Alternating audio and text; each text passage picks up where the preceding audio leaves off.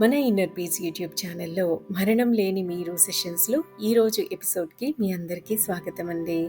మనం last few ఎపిసోడ్స్లో ఊహాశక్తి గురించి తెలుసుకున్నాం. అలాగే మనం ఎటువంటి యోగ విద్యను సాధించాలన్నా మనకు కావలసినవి ఏంటి? విశ్వాసం, అభ్యాసం. శాంతి ప్రశాంతత లేకుండా విశ్వాసం అభ్యాసం ఉన్నా కూడా ఉపయోగం ఏమీ లేదని తెలుసుకున్నాం. సో విశ్వాసం, అభ్యాసం, శాంతి, ప్రశాంతత. సో వీటన్నిటితో పాటు మనకి ఉండవలసింది సమదృష్టి. ఎలాంటి పరిస్థితుల్లో అయినా మనం సమదృష్టితో ఉండాలి, ఒకే విధంగా ఉండాలి. ఎక్కువ ఎగ్జైట్ అయిపోకూడదు, కిందకి పడిపోకూడదు, కుంగిపోకూడదు. సో విశ్వాసం, అభ్యాసంతో పాటు శాంతి, ప్రశాంతత అండ్ వీటన్నిటితో పాటు సమదృష్టి. తరువాత మన కోరిక ఏమిటి అన్నది చాలా స్పష్టంగా, ఆ కోరిక ఎన్ని రోజులలో మనకి నెరవేరాలి అన్నది కూడా చాలా క్లియర్గా మనం డిసైడ్ చేసుకున్న తరువాత దానికి సంబంధించి మనం రాయాలి, స్పష్టంగా రాయాలి. ఎప్పుడైతే ఈ రాయటం, ఆ రాసిన దాన్ని రిపీట్ చేయడం, చదవటం అనేది జతపడతాయో ఇక అక్కడ అద్భుతాలే జరుగుతాయి. ఆ తరువాత ఊహాశక్తి. సో ఈ ఊహాశక్తితో మనం కావలసింది ఏమిటి అన్నది మన సబ్కాన్షియస్ మైండ్లో నీట్గా ప్రింట్ చేసేస్తాము.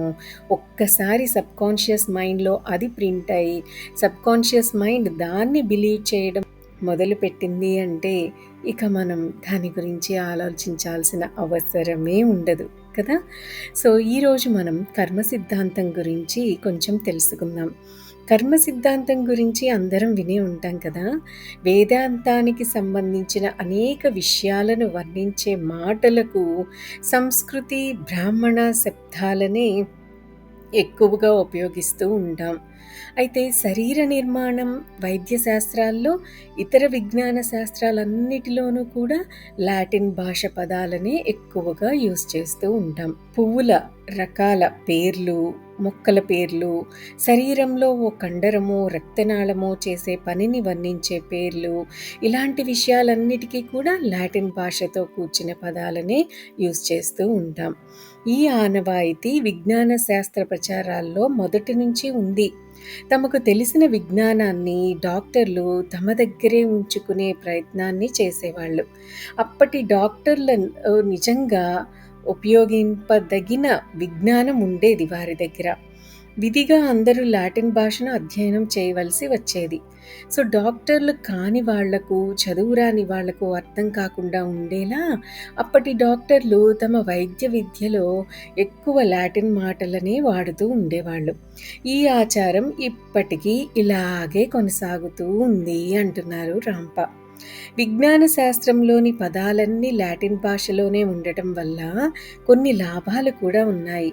ఏ భాషను మాట్లాడే శాస్త్రజ్ఞుడైనా ప్రపంచంలోని ఏ దేశపు శాస్త్రజ్ఞుడితోనైనా లాటిన్ ఉపయోగించి తన భావాలను స్పష్టంగా అందించగలుగుతూ ఉన్నారు. ఓ నావలోనో, ఓ విమానంలోనో రేడియో యంత్రాలను ఉపయోగించే వాళ్ళు మార్స్ కోడ్ను లేక క్యూ కోడ్ అనే పేరుగల పద్ధతిలోనే తమ సంకేతాలను, సిగ్నల్స్ని పంపించడంలో ఉద్దేశం సరిగ్గా ఇదే. ప్రపంచం మొత్తం మీద ఉన్న అనేక రేడియో యూజర్స్ ప్రపంచంలోని అన్ని భాషలను వాడుకోవడం కుదరని పని కాబట్టి అందరికీ అర్థమయ్యే ఇలాంటి కోడ్లను ఉపయోగించి తెలివిగా, స్పష్టంగా అర్థమయ్యేలా సంభాషించగలుగుతూ ఉండేవాళ్ళు. గుప్త విజ్ఞాన శాస్త్రాల్లో ప్రావీణ్యతను సంపాదించిన వాళ్ళందరికీ సంస్కృతం బాగా తెలిసి ఉంటుంది. కాబట్టి కర్మ అనే మాట వినబడగానే జరిగే ప్రతి పనికి ఉన్న కారణం, పని తరువాత కనిపించే ఫలితం, ఈ రెండిటినీ అనుసంధానం చేసే ఓ సిద్ధాంతం గుర్తుకు వచ్చి తీరుతుంది. కర్మ సిద్ధాంతంలో రహస్యం ఏమీ లేదు, భయపెట్టే విషయం కూడా ఏమీ లేదు. ఈ ఎపిసోడ్స్‌లో మనం వేదాంతాన్ని వివేకం అనే పునాది మీద నిలబెట్టి చూపించే ప్రయత్నాన్ని చేస్తూ ఉన్నాం. రాంప ఆ ప్రయత్నమే చేస్తున్నారు. అయితే పెద్ద పెద్ద సంస్కృతి పదాలని ఉపయోగించాలని అనుకోవడం లేదు. ఎందుకు అంటే వేదాంతంలో ఏ విషయము అర్థం చేసుకోలేనంత కష్టమైనదేమీ కాదు అని రాంప యొక్క అభిప్రాయం. కర్మ సిద్ధాంతం అనే మాటను వేదాంతం నుంచి తొలగించి చూద్దామంటారాయన. వేదాంతాన్ని మరిచిపోయి దైనందిన న్యాయానికి వద్దాం. అప్పుడు ఆ కర్మ సిద్ధాంతం యొక్క అర్థమేమిటో మనం చక్కగా పరిశీలించవచ్చు అంటారు రాంప. సో, జానీ ఫలానా అనే కుర్రాడికి ఒక కొత్త మోటార్ సైకిల్‌ని కొనిచ్చారట. సో, అత్యంత శక్తివంతమైన ఆ బండి మీద కూర్చొని గొప్ప శబ్దాన్ని చేస్తూ ఉంటే జానీకి ఒళ్ళు పులకరిస్తూ ఉంటుంది. ఊరికే కూర్చోవడం మాత్రమే కాదు, మెల్లగా క్లచ్‌ని వదిలిపెట్టి ఆ బండిని మొదట నెమ్మదిగా, ఉత్సాహం ఎక్కువయ్యే కొద్దీ ఇంకా ఇంకా వేగంగా, ప్రమాద సూచికలను కూడా గమనించకుండా వేగంగా నడుపుతూ ఉంటాడు.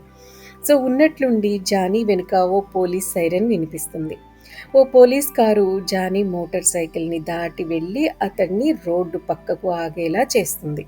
మన జానీ అయిష్టంగానే బండిని ఆపి, అయిష్టంగానే దిగి పోలీసు విధించే స్పీడ్ టికెట్ కోసం ఎదురు చూస్తూ ఉంటాడు. జనాలు తిరిగే రోడ్డు మీద నిర్ణయింపబడిన వేగం కంటే ఎక్కువ వేగంతో బండిని నడపడమే జానీ చేసిన నేరం కదా ఇక్కడ. ఈ చిన్న ఎగ్జాంపుల్‌తో మనం కొన్ని న్యాయాలను దర్శిద్దాం ఇక్కడ. నిర్ణయింపబడిన వేగం కంటే ఎక్కువ వేగంతో బండిని నడపకూడదు అనేది ఒక న్యాయం. అవునా? జానీ ఆ న్యాయాన్ని ఉల్లంఘించాడు కాబట్టి అతడికి ఓ దండన విధించబడుతుంది. జానీ ఆ శిక్షలో భాగంగా కోర్టుకు వెళ్ళి జరిమానాన్ని కట్టాల్సి వస్తుంది. ఇప్పుడు ఇంకో ఉదాహరణ కావాలా? సరే. బిల్ జేమ్స్ అనే మనిషి ఒకడున్నాడు. అతడు సోమరిపోతు. పని చేయాలంటే ఇష్టం లేదు. కానీ బాగా డబ్బులను ఖర్చు పెట్టించే ఓ బెస్ట్ ఫ్రెండ్ మాత్రం ఉందతనికి. ఆ పిల్ల ఆశల్ని బిల్ జేమ్స్ తీరుస్తున్నంత వరకు ఆ పిల్ల ఇతని దగ్గరే ఉంటుంది.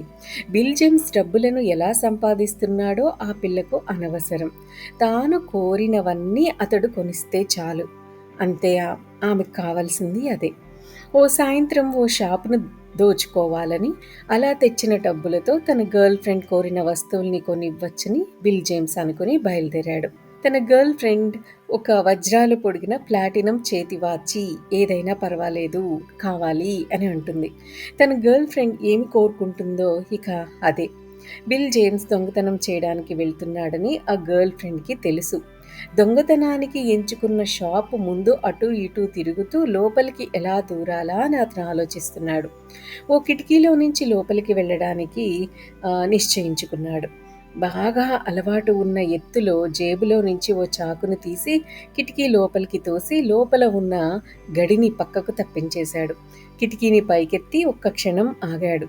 తాను శబ్దం ఏమైనా చేశాడా, చుట్టుపక్కల ఎవరైనా ఉన్నారా అని చెక్ చేసుకున్నాడు. తృప్తిపడి కిటికీలోకి ఎక్కి షాప్ లోపలికి దిగాడు. శబ్దం చేయకుండా తనకు కావలసిన వస్తువుల్ని తీసుకుంటున్నాడు. పెట్టెలలోంచి నగలను, ఓ జేబు నిండా రిస్ట్ వాచ్లను నింపుకున్నాడు. క్యాషియర్ పెట్టెలో నుంచి చాలా నోట్ల కట్టలను తీసుకున్నాడు.